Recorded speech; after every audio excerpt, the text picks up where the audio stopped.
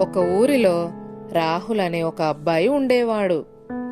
అతడెప్పుడూ తన తల్లిదండ్రులు చెప్పిన మాట వింటూ తన పని తాను చేసుకుంటూ ఉంటాడు. తనకు చదువు అంటే ఎంతో ఇష్టం.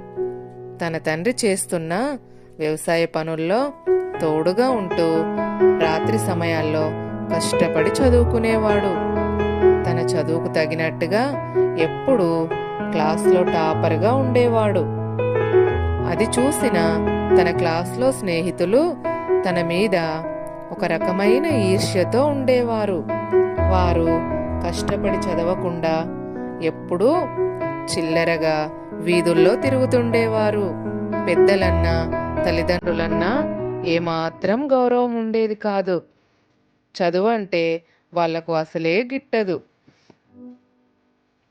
అంతలో ఫైనల్ ఎగ్జామ్స్ రానే వచ్చాయి. రాహుల్ అనుకున్నట్టుగానే బాగా కష్టపడి చదివి టాపర్గా నిలిచాడు.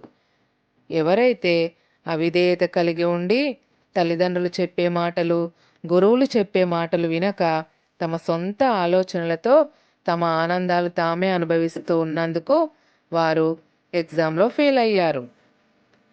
బాగా కష్టపడి చదివి మంచి మార్క్స్ స్కోర్ చేసిన రాహుల్ వద్దకు వారు వచ్చి తమ తప్పులను తెలుసుకొని ఇంకెప్పుడూ పెద్దల పట్ల అవిధేయత కలిగి ఉండమని తనతో చేరి ఇక మంచిగా చదువుకుంటామని ఒక నిర్ణయం తీసుకొని తమ జీవితాలను మార్చుకున్నారు.